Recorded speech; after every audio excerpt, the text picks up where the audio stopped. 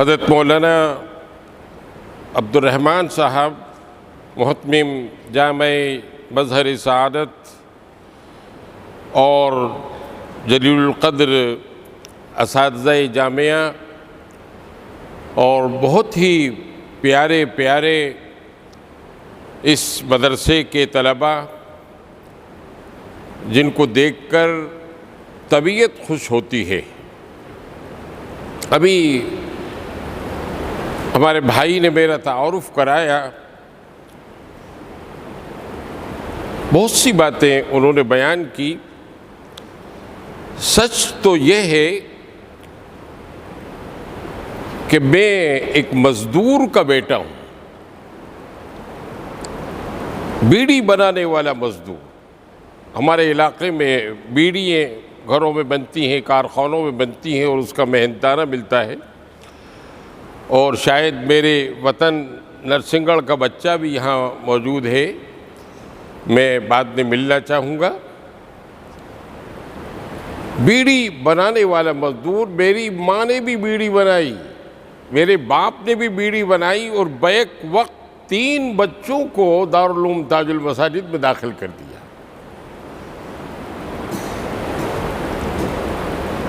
ریاست کے زمانے میں میرے باپ نے، اللہ ان کی مغفرت فرمائے، والدہ کی مغفرت فرمائے، بھوپال میں حفظ کیا تھا۔ ہمارے وطن کی مسجد میں ایک لمبے عرصے تک امامت کے فرائض انجام دیے، ایک مقامی مدرسے میں بچوں کو قرآن کی تعلیم دی۔ لیکن ہم سب اچھی طرح جانتے ہیں کہ ان دینی خدمتوں میں من جانب الناس من جانب القوم وہ نہیں ملتا جو اسکولوں میں، کالجوں میں اور سرکاری ملازمتوں میں ملتا ہے۔ اس لیے یہ مزدوریاں کرنا پڑی۔ میں ہر سال بیمار ہوتا تھا، ٹائیفائیڈ مجھے ہوتا تھا۔ ہمارے رشتہ دار ابا سے کہتے تھے کہ کیا کرو گے پڑھا کے؟ یہ ہر سال میادی بخار میں مبتلا ہوتا ہے، تو ابا کہتے تھے کہ زیادہ سے زیادہ یہی تو ہوگا کہ مر جائے گا وہاں پر مدرسے میں، اس کی پڑھائی نہیں چھوڑیں گے۔ اور الحمدللہ ہم بیک وقت 3 بھائی، 2 مرحوم ہو چکے ہیں، ایک دیواس میں تھے، مولانا سید ارشاد علی صاحب ندوی اور مولانا سید شہزاد علی صاحب ندوی، ایک لمبے عرصے تک یہاں رتلام میں انہوں نے خدمت انجام دی۔ میرے سامنے میرے بچے ہیں اور 50 سال کی تاج المساجد کی مدت میں میں نے سینکڑوں بچوں کو دیکھا ہے، اس مدرسے میں بھی، باہر بھی، ندوے میں، دیوبند میں، بھوپال میں۔ میں اپنے بچوں سے ایک باپ کی طرح، ایک دادا کی طرح یہ عرض کروں گا کہ آپ یہاں خود نہیں آئے ہیں، اللہ نے آپ کو بھیجا ہے۔ یہ کوئی اتفاق نہیں ہے، آپ کے ماں باپ آپ سے پریشان نہیں تھے، آپ کے ماں باپ کے پاس ایسا نہیں تھا کہ کھلانے پلانے کو کچھ نہ ہو۔ آپ کا گھر چاہے گاؤں کا جھوپڑا ہو یا عالیشان شہر کے مکانات ہوں، رہنے کے لیے تھے۔ لیکن جس طرح انبیاء کرام علیہم الصلاۃ والتسلیم مبعوث کیے جاتے ہیں، 1,24,000 پیغمبروں کا، رسولوں کا انتخاب کیا گیا، جس طرح ان کے صحابہ کرام، ان کے حواریین، ان کا ساتھ دینے والے، ان کے کام آنے والے متعین کیے جاتے ہیں، اللہ رب العالمین نے حضرت محمد مصطفیٰ صلی اللہ علیہ وسلم کے دنیا سے پردہ فرمانے کے بعد اس دین کے لیے اور دینی علوم کے لیے اور دینی تعلیمی خدمت کے لیے بھی اپنے بچوں کو چنا ہے۔ یہ جو بزرگ یہاں بیٹھے ہوئے ہیں، یہ بھی ایک زمانے میں آپ ہی کی طرح تھے، بچے تھے، لیکن اپنے اپنے مقامات پر جہاں بھی جن مدارس میں ہم لوگوں نے پڑھا، اور ہمارے بزرگوں نے پڑھایا، اور ہم نے اپنے ماں باپ اور قوم کی امیدوں اور آرزوؤں کو پورا کرنے کی کوشش کی۔ آج اللہ کا فضل و کرم ہے کہ پوری دنیا میں سب سے زیادہ دینی مدرسے جو ہیں ہندوستان کے اندر ہیں، کہیں نہیں ہے۔ آپ حضرات کا قریبی تعلق عالم عرب، عالم اسلام سے ہے، آپ جانتے ہیں زیادہ کہ اب وہاں کیا مل رہا ہے، اب وہاں سے کیا تقسیم کیا جا رہا ہے، اب وہاں کیا ہو رہا ہے اور کیا ہونے والا ہے۔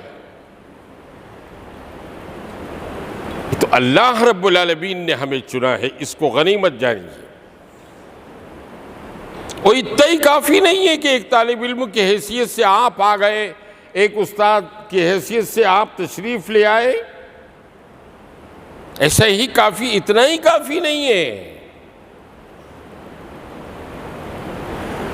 اس کے ساتھ یہ ضروری ہے کہ اللہ، ہم تو اس لائق نہیں تھے، ایک ناپاک ذرہ، ایک ناپاک قطرہ، آپ نے ہمارے ماں باپ کو چنا، ہمیں چنا، ہم آ گئے ہیں۔ اللہ سے دعا کے ساتھ اپنی محنتوں کو اور اپنے وقت کو برباد مت ہونے دیجیے۔ دارالعلوم دیوبند کے بہت بڑے شیخ محدث علامہ ابراہیم صاحب رحمۃ اللہ علیہ نے فرمایا تھا کہ پیٹ کی طرح یہ مدرسے ہیں، یہ مدرسے پیٹ کی طرح ہیں۔ جس طرح پیٹ کسی خراب چیز کو قبول نہیں کرتا، اسی طرح مدرسے بھی کسی خراب چیز کو قبول نہیں کرتے، چاہے طالب علم ہو، چاہے اساتذہ ہوں، چاہے اور دوسرے کام کرنے والے ہوں۔ اور میں نے 71 سال کی عمر میں یہ سارے منظر اپنی آنکھوں سے دیکھے ہیں بھوپال کے اندر۔ اللہ کے اس کرم پر، اس کی اس مہربانی پر شکریہ ادا کرنا چاہیے کہ اللہ، آپ نے ہمیں اس مقام کے اندر بھیجا ہے جو غار حرا کی طرح ہے، جو صفہ نبوی کی طرح ہے، اور ایسے علم کے ساتھ، ایسے علم کے لیے بھیجا ہے، پڑھنے کے لیے بھی اور پڑھانے کے لیے بھی، جس علم سے بہتر کوئی علم ساری کائنات میں نہیں ہے۔ یہ وہ علم جس کے سامنے فرشتے بھی لاجواب ہو گئے تھے، فرشتے بھی۔ حضرت آدم علیہ السلام کو وَعَلَّمَ آدَمَ الْأَسْمَاءَ كُلَّهَا ثُمَّ عَرَضَهُمْ عَلَى الْمَلَائِكَةِ فَقَالَ أَنبِئُونِي بِأَسْمَاءِ هَؤُلَاءِ إِن كُنتُمْ صَادِقِينَ۔ اللہ نے وہ علم حضرت آدم علیہ السلام کو دے دیا تھا جس سے فرشتے بھی بے خبر تھے۔ حالانکہ فرشتوں نے حضرت آدم کی تخلیق پر اعتراض کر دیا تھا، أَتَجْعَلُ فِيهَا مَن يُفْسِدُ فِيهَا وَيَسْفِكُ الدِّمَاءَ، خون بہانے والی مخلوق کو آپ دنیا میں بھیج رہے ہیں، فتنہ فساد کرنے والی، قتل عام مچانے والی۔ لیکن اللہ نے فرمایا انی اعلم ما لا تعلمون، میں وہ جانتا ہوں جو تم نہیں جانتے۔ فرشتوں کو یہ نہیں معلوم تھا کہ حضرت آدم علیہ السلام سے جو سلسلہ نبیوں کا چلے گا وہ حضرت محمد مصطفیٰ صلی اللہ علیہ وسلم پر پورا ہو جائے گا۔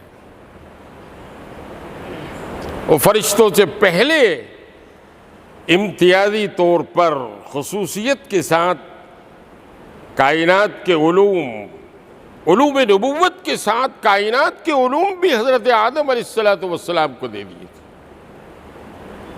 فرشتوں کو کہنا پڑا سبحانک لا علم لنا، ہمیں کچھ بھی نہیں معلوم، آپ کی ذات پاک ہے، الا ما علمتنا، اتنا ہی معلوم ہے جو آپ نے ہمیں سکھا دیا ہے، انک انت العلیم الحکیم۔ یہاں پر حضرت آدم علیہ السلام کے توسط سے وہ علم والے جن کے بارے میں قرآن نے کہا هل يستوي الذين يعلمون والذين لا يعلمون، فرشتے حضرت آدم علیہ السلام کی برابری نہیں کر سکے اور اللہ کے سامنے اپنی عاجزی، اپنی بے علمی ظاہر کر دی۔ کہاں عظیم ترین نورانی مخلوق فرشتوں کی، اسی کے مقابلے میں، اسی دربار میں، دربار الہی میں شیطان کو بھی کہا گیا وَإِذْ قُلْنَا لِلْمَلَائِكَةِ اسْجُدُوا لِآدَمَ فَسَجَدُوا إِلَّا إِبْلِيسَ، علم اس کے پاس بھی تھا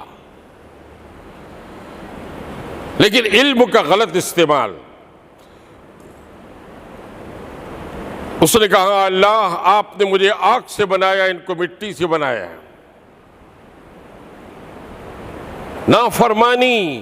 نافرمانی کی وجہ یہ معلومات بنی، لیکن اس کے ساتھ دل میں جو تھا اپنے آپ کو بڑا سمجھنا،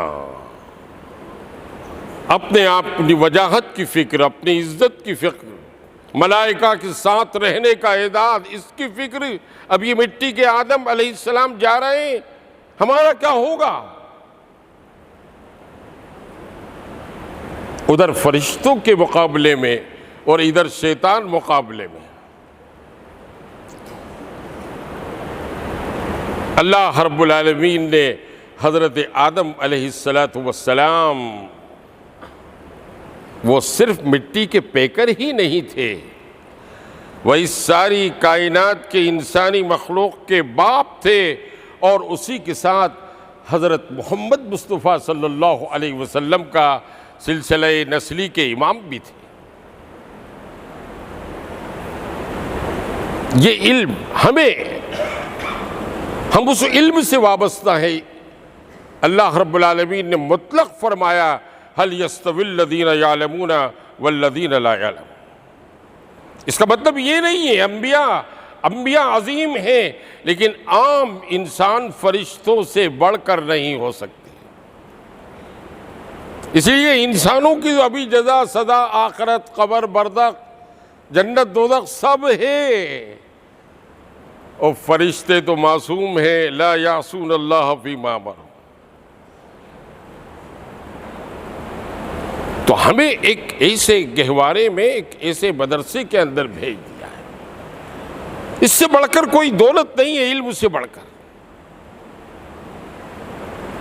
اللہ رب العالمین جب کسی کو علم دیتا ہے تو اس کے ساتھ تواضع بھی دیتا ہے، انکساری بھی دیتا ہے،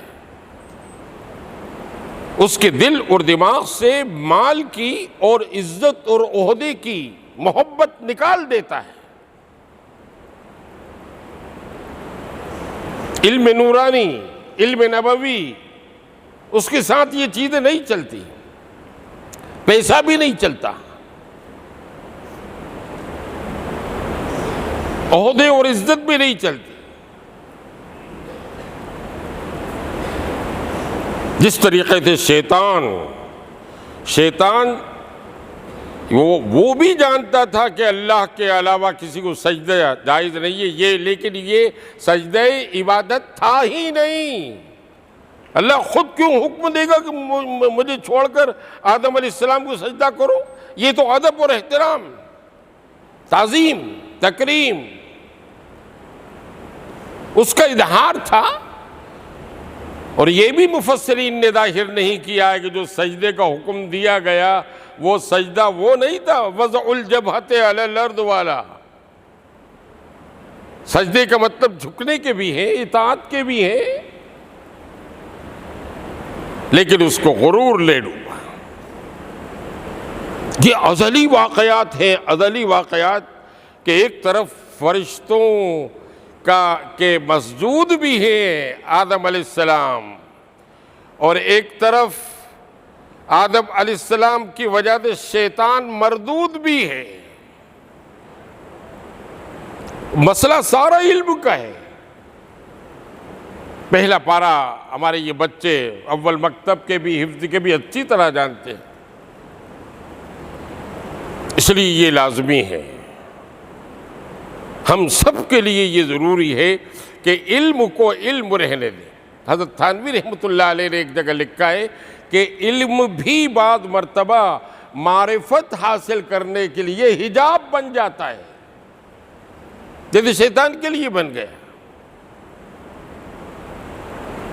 علم کا صحیح استعمال ضروری ہے، غلط استعمال نہیں۔ اب دنیا میں عربی زبان بہت لوگ جانتے ہیں، جدید عربی لٹریچر۔ ہم جو لوگ جو دینی مدرسوں میں عربی بولتے ہیں، بہت کم لوگ اہل عرب جانتے ہیں۔ وہاں فصیح عربی کا زیادہ رواج نہیں ہے، سوائے علماء کے یا مصنفین اور مؤلفین کے۔ عام عرب لوگ اس کو نہیں سمجھتے۔ اب کوئی جدید عربی لکھنے پڑھنے والی، دفتروں والی، سیاست والی، کمپیوٹر والی، وہ عربی سیکھے اور دینی مدرسوں کو فائدہ پہنچانے کے لیے سیکھے کہ یہ نئی مشینوں کا بھی استعمال دینیات کے لیے ہو، تو وہ صدقہ جاریہ ہے، ثواب کا ذریعہ ہے۔ لیکن دینی مدارس میں رہ کر کوئی عربی اس لیے سیکھے کہ میں بھی جوڑ توڑ کر کے عرب ممالک چلے جاؤں گا اور وہاں ہزاروں اور لاکھوں کی تنخواہیں پاؤں گا، یہ مدرسے تو صرف ایک زینے کی طرح ہے، تو یہ غلط ہوگا، غلط ہوگا۔ یہ ہمیں مدرسوں میں رہ کر صرف اور صرف اللہ کی رضا اور مدرسے کی بہتری کی ہی فکر کرنا چاہیے، ورنہ یہ علم بھی لے ڈوبتا ہے۔ ہم نے ایک شاعر کا شعر سنا تھا کہ علم حکمت بھی ہے، عقل مندی، دانش مندی، علم حکمت بھی ہے، موتی بھی ہے، تارا بھی ہے، اور غلط ہاتھوں میں پڑ جائے تو انگارہ بھی ہے۔ جب شیطان نے خود علم کا غلط استعمال کر کے اپنے لیے جہنم کے انگارے چن لیے۔ اللہ کا فضل و کرم ہے کہ دینی مدارس اس میں کوئی شبہ نہیں ہے، یہ لال قلعے کی طرح ہیں۔ لال قلعے کی مثال دینا تو غلط ہے ایک لحاظ سے، لیکن یہ مضبوط قلعے کی طرح ہیں، مضبوط دینی قلعے کی طرح ہیں۔ یہ جب تک قائم ہے روئے زمین پر، کوئی اسلامیات کی تعلیم کو اور اسلامیات کی دعوت و تبلیغ کو روک نہیں سکتا۔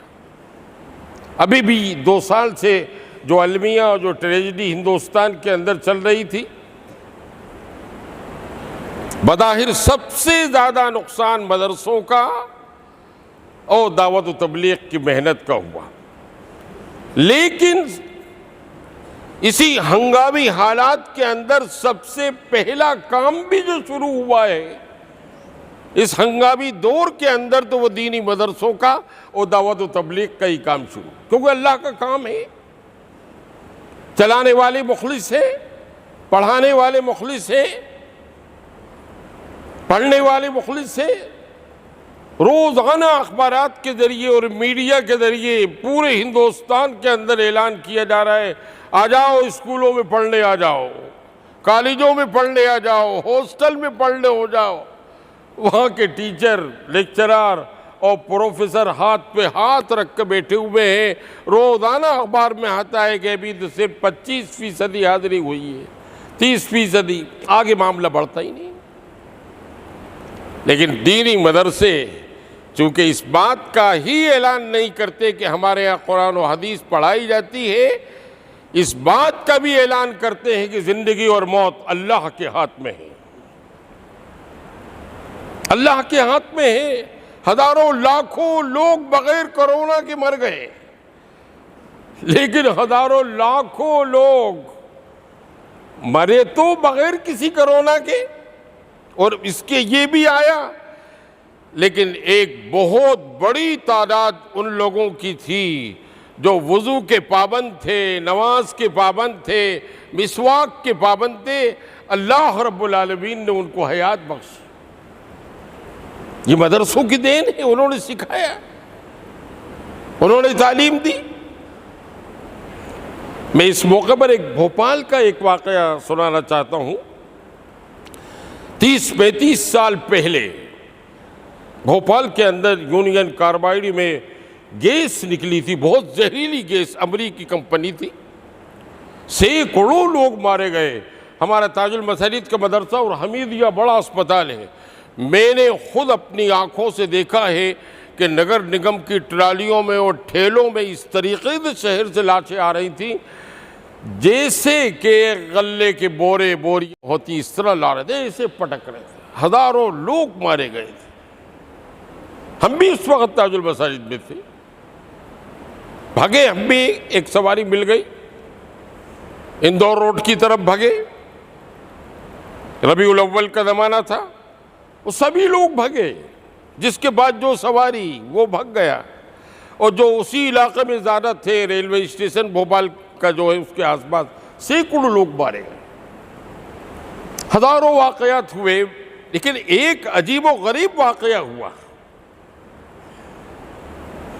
کہ جب وہ زہریلی ہوا فضا زہریلی ہو گئی تھی، میں نے بھی محسوس کیا۔ ایک سیرت النبی کے جلسے سے میں اپنے گھر فیملی کوارٹر تاج المساجد واپس آ رہا تھا، میں نے بھی بدبو محسوس کی۔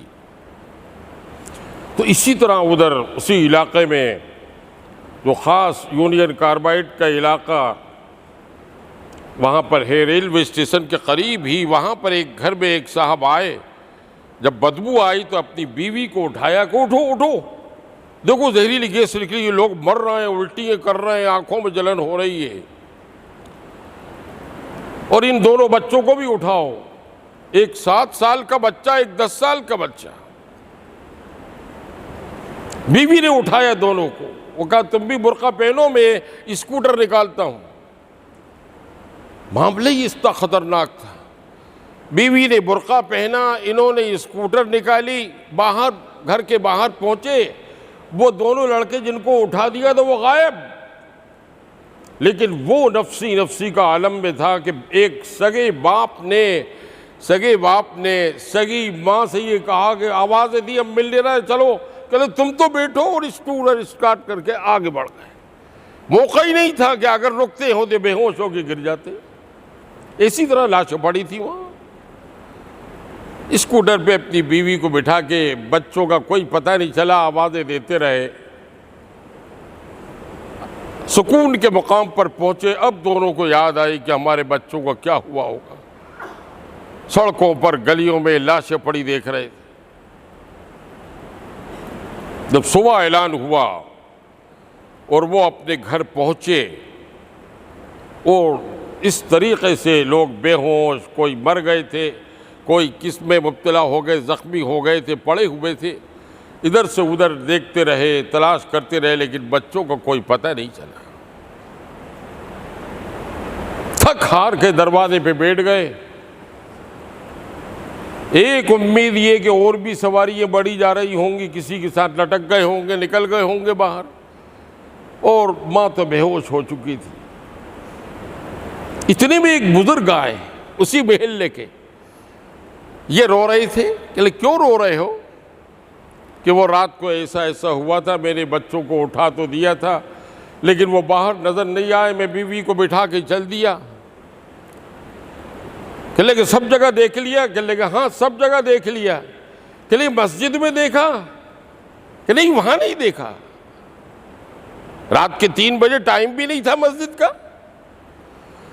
اب اس امید میں جو مسجد میں جا کے دیکھا، اور آپ تصور کیجئے کہ موت کے عالم میں، موت کی اس رات میں کیا حال ہوگا ایک باپ کا جو اپنے بچوں کو زندہ دیکھے، اور بچوں کا جو اپنے باپ کو دیکھے کہ اکیلا چھوڑ گئے تھے۔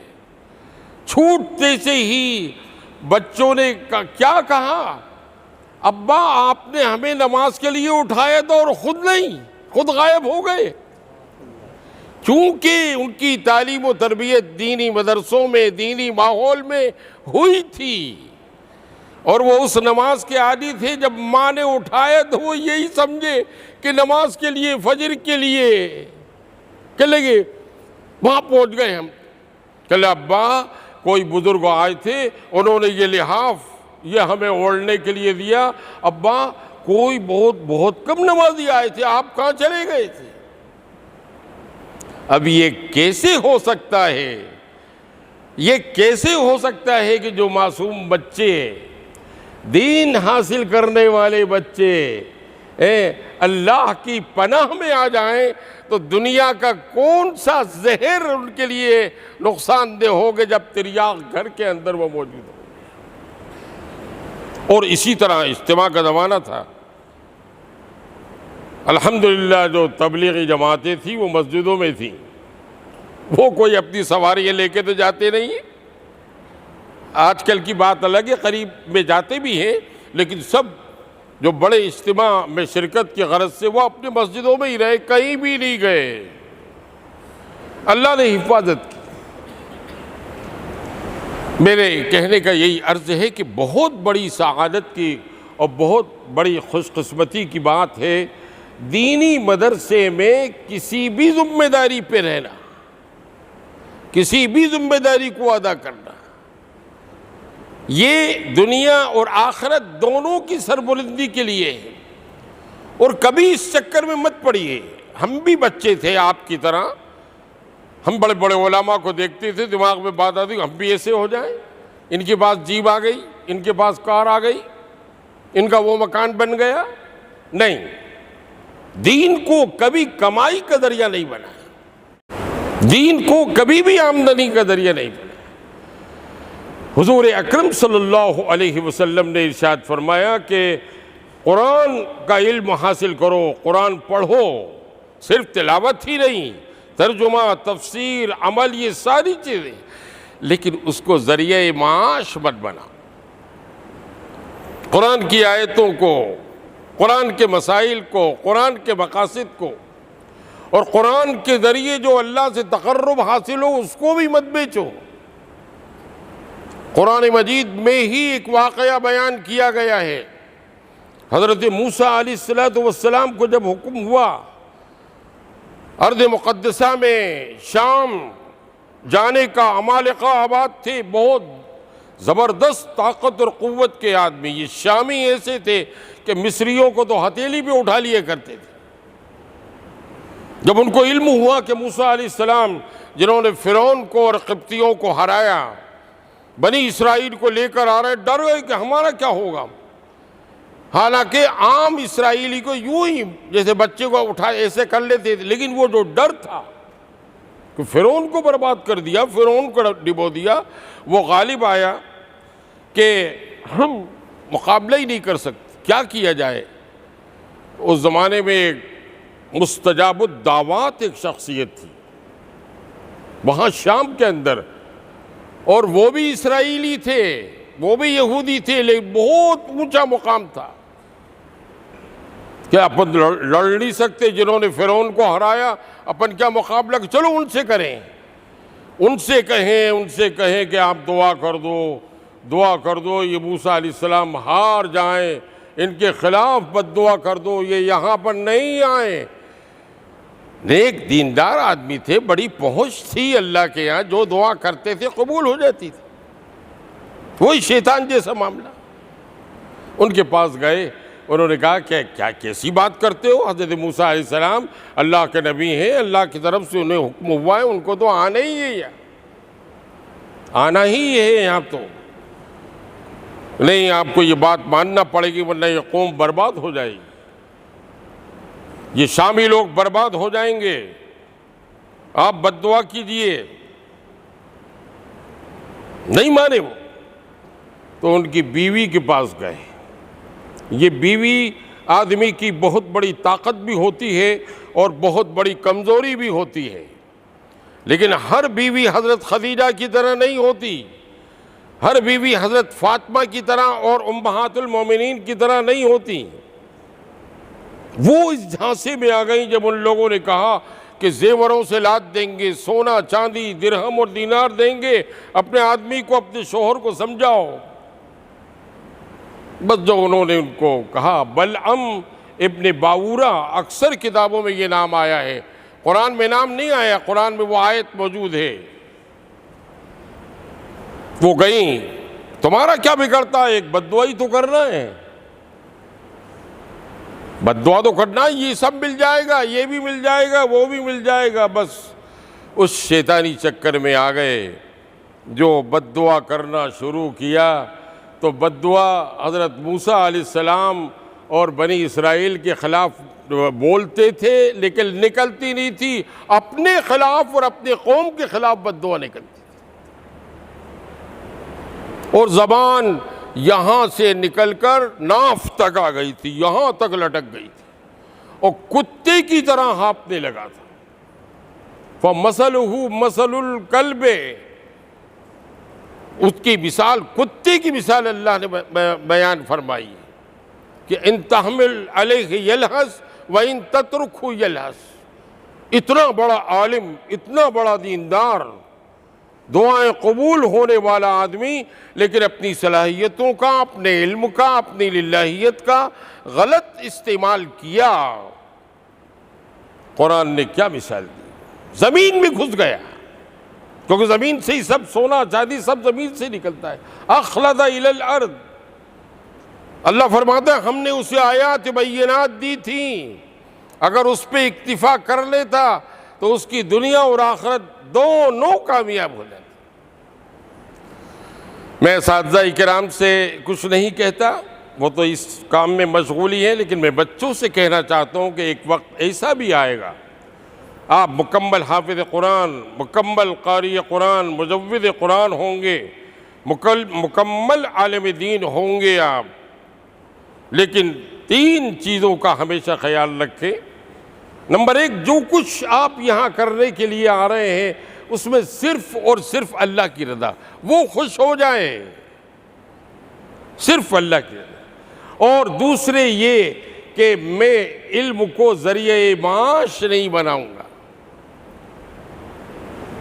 اس کا مطلب یہ نہیں ہے کہ مدرسوں میں جو تنخواہ مل رہی ہے، ہماری تو خود زندگی اسی میں گزری ہے 50 سال سے، لیکن ابھی تو مجھے معلوم ہن لگا کہ 10,000 ملتے ہیں ریٹائر ہونے کے بعد، لیکن یہ میرا بیٹا یہاں پر موجود ہے، دفتر میں کام کرتا ہے، یہ جانتا ہے کہ جس روز تنخواہ ملتی تھی اسی روز میں دیکھتا تھا کہ کتنے پیسے لکھے اور دستخط کر کے لے لیتا تھا۔ وہ تو اللہ کی طرف سے نظرانہ ہے، اصحاب صفہ کے بعد بھی آتا تھا، وہ نہیں۔ لیکن بیشری کا مطلب یہ کہ علم کو دنیاوی طلب، دنیاوی عزت اس کا ذریعہ نہ بنا۔ کہ میری آنکھیں اور مولانا عبد الرحمن صاحب کی آنکھیں اور بزرگان دین یا بیٹے ان کی آنکھیں دیکھ رہی ہیں کہ کل تک ایسے علماء، ایسے جید علماء جن کی تصنیف کی ہوئی اور لکھی ہوئی کتابیں ہندوستان سے باہر مقبول اور محبوب ہوتی تھیں، دینی مدارس کے نصاب تعلیم میں شامل ہوتی تھیں، لیکن ذرا سا اسٹیئرنگ مڑتا ہے اور پوری کی پوری گاڑی اور ڈرائیور سب تباہ ہو جاتے۔ ہمیشہ بچنا چاہیے نفس کے اور شیطان کے چکر سے، آدمی کہاں کا کہاں ہو جاتا ہے۔ کئیوں کی حیثیت اسی طرح کی ہو کے رہ گئی جیسے ہندوستان کے نقشے میں سری لنکا کی، اکیلی پڑ گئے، بڑی بڑی صلاحیتوں میں نااہل قرار دیا گیا، بڑے بڑے تعلیمی اور تہذیبی اداروں سے بے دخل کر دیا گیا، خاندانوں نے اپنی برات کا اعلان کر دیا۔ یا اللہ کی طرف سے آزمائش ہوتی ہے۔ آپ دینی مدرسے میں آتے ہیں، آپ کو یہ عقل، یہ سمجھ بوجھ، یہ فراست اچھی طرح مل جاتی ہے، یہ فراست اچھی طرح مل جاتی ہے کہ میرے لیے خیر کیا ہے، شر کیا ہے، بہت آسانی سے۔ اس لیے کہ آپ نے سیکھا ہی یہاں پر یہ ہے کہ مسجد میں داخل ہوں گے تو سیدھا پیر داخل کریں گے۔ یہ صرف پیر کے داخل کرنے کا مسئلہ نہیں ہے، یہ اپنے وجود کا مسئلہ ہے، ورنہ الٹا پیر بھی تو اللہ ہی نے بنایا ہے۔ ہر ایک کو صلاحیت، ابھی آپ جوان ہوں گے، بڑے ہوں گے، شیخ الحدیث بنیں گے، شیخ التفسیر بنیں گے، شیخ الادب، یہ دنیا آپ کے سامنے اپنے تام جھام کے ساتھ آئے گی۔ لیکن الحمدللہ میرا یہ دوسرا دورہ ہے، میں جس طرح آپ بچوں کو دیکھ کر خوش ہوتا ہوں، اساتذہ کرام، ان کے تہذیبی اثرات، ان کا ادب اور احترام، ان کا تقدس اور ان کے اللہ سے جو لو لگائے ہوئے ہیں، وہ سب دیکھ کر طبیعت بہت خوش ہوتی ہے۔ اور میں چاہتا ہوں کہ ایسے مثالی مدرسے ہوں، ایسے مثالی مدرسے ہوں تو ہندوستان کی کایا پلٹ جائے۔ میں تقریر کیا بس یہ چاہتا ہوں کہ زندگی انہی بچوں میں گزری ہے کہ جو کچھ بھی اللہ نے ہمیں دیا ہے وہ جس طرح آپ کے اساتذہ تقسیم کر رہے ہیں محبتوں کے ساتھ اور محنتوں کے ساتھ، ہم ویسے ہی بنے جیسا یہ چاہتے ہیں۔ اور کسی بھی دینی کام کو کم مت سمجھیے، چاہے مسجد کی مؤذنی ہو، مسجد کی امامت ہو، مکتب کی تعلیم ہو، یا درجات عالیہ میں تفسیر و حدیث و بخاری کی تعلیم ہو، کوئی بھی کام دین کا کسی بھی کام کو نہیں۔ وہ چھوٹا سا کام کیسے ہو سکتا ہے جس کے ایک کلمے کے ذریعے آدمی جہنم سے نکل کر جنت میں جا رہا ہے، شرک اور کفر سے نکل کر اسلام میں آ رہا ہے، لا الہ الا اللہ محمد رسول اللہ، وہ کوئی چھوٹی تعلیم ہے؟ وہ وضو کرنا کہ بغیر وضو آپ قرآن نہیں چھو سکتے، نماز نہیں پڑھ سکتے، اگر آپ نے بچے کو سکھا دیا تو کوئی معمولی کام ہے؟ کبھی کسی کام کو حقیر مت سمجھ۔ دینی مدرسوں کے اندر جس کسی بھی طرح آپ کا استعمال ہو رہا ہے، طالب علم کی حیثیت سے، استاد کی حیثیت سے، اسے اللہ کا کرم سمجھیے۔ اللہ رب العالمین نے آسمان میں ستارے بنائے، چاند اور سورج بنائے، اور اللہ نے اس زمین کے اندر انبیاء کرام اور اپنے رسولوں کو یہ چاند سورج بنائے اور ان کے طریقے پہ چلنے والے اور ان کے طریقے کے عام کرنے والوں کو ستارہ بنائے۔ اسی وجہ سے حضور اکرم صلی اللہ علیہ وسلم نے مثال دی تھی کہ چاند سورج تو حضرات پیغمبر ہیں، لیکن صحابہ کرام اصحاب کرام انہی کے راستے پہ چلنے والے، اللہ نے ہمیں وہی راستہ عنایت فرمایا ہے۔ اللہ سے یہی دعا ہے کہ اللہ رب العالمین تا زندگی ہمیں اسی دین اور دینی علوم کے راستے پہ چلائے اور ہمارا صحیح استعمال فرمائے اور اپنی رضا سے ہمیں نصیب فرمائے۔ وآخر دعوانا ان الحمد للہ رب العالمین۔ اللہم صلی علی سیدنا مولانا محمد وعلی آل سیدنا مولانا محمد وبارک وسلم۔ سبحان اللہ وبحمدہ، سبحانک اللہم وبحمدک، ونشہد ان لا الہ الا انت، نستغفرک ونتوب الیک۔ سبحان ربک رب العزت عما یصفون، وسلام علی المرسلین، والحمد للہ رب العالمین۔